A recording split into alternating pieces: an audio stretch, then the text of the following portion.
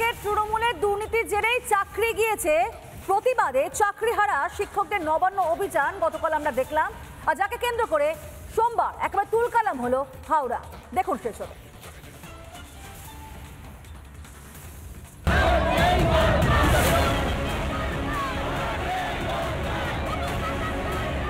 প্রকাশ করা হোক, ডি প্যানেলের দাবি জানিয়েছি, আমরা পুনর্বহাল হতে চেয়েছি, এই সমস্ত বিষয়গুলো জানানো হয়েছে। আলটিমেটলি কি করে না করে আমরা দেখি। এক ধাক্কায় প্রায় 26,000 চাকরি বাতিল, চাকরি হারিয়ে দিশেহারা, রাজপথে চাকরি হারা।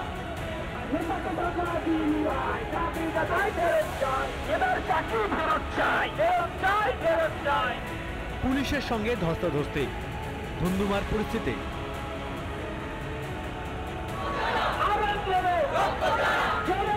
দুর্নীতি করেছে তৃণমূল, এর জেরে শিক্ষক শিক্ষাকর্মীদের চাকরি গিয়েছে। প্রতিবাদে সোমবার চাকরিহারাদের নবান্ন অভিযান।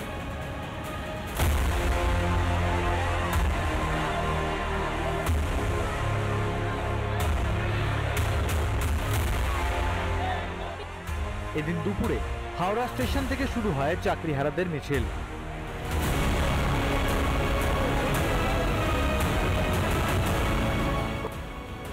আগে থেকে নবান্ন যাওয়ার সব রাস্তায় উঁচু ব্যারিকেড লাগিয়ে রাখে পুলিশ। চাকরিহারাদের মিছিল আটকানো হয় হাওড়া ময়দানে। পুলিশের প্রথম বাধা পেরিয়ে এগিয়ে যান চাকরিহারারা।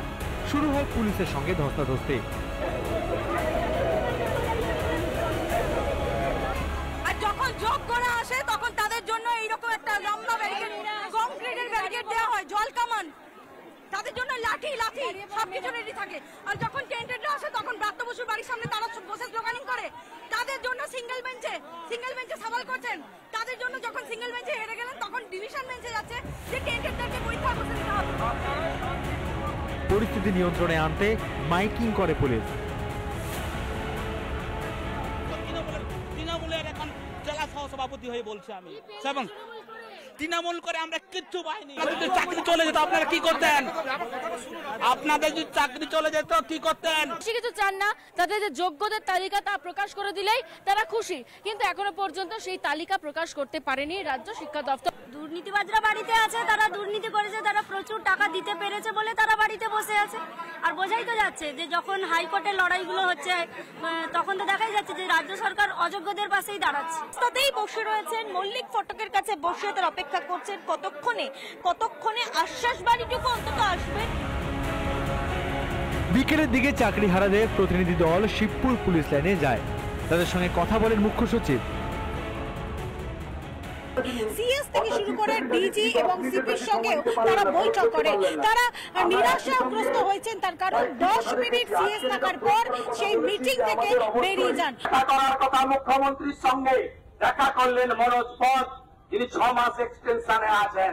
31 ডিসেম্বর আপনাদের চাকরিও নট, বেতনও নট, আর মনোজ পন্থ ফট। মাকুদের না বাদ দিলে আন্দোলন সফল হবে না।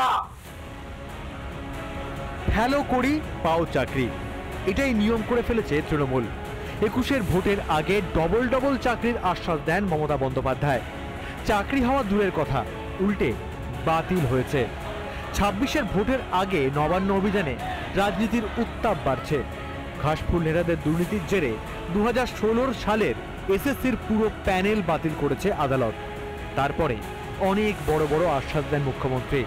সেসবই যে ফাঁকা বুলি তার বুঝতে বাকি নেই কারু। রিপাবলিক বাংলা। নানা ধরনের কন্টেন্ট দেখার জন্য লাইক করুন, শেয়ার করুন আমাদের ফেসবুক পেজ, সাবস্ক্রাইব করুন আমাদের ইউটিউব চ্যানেল। পাশাপাশি অন্যান্য ব্রেকিং নিউজের জন্য অবশ্যই চোখ রাখুন রিপাবলিক বাংলায়।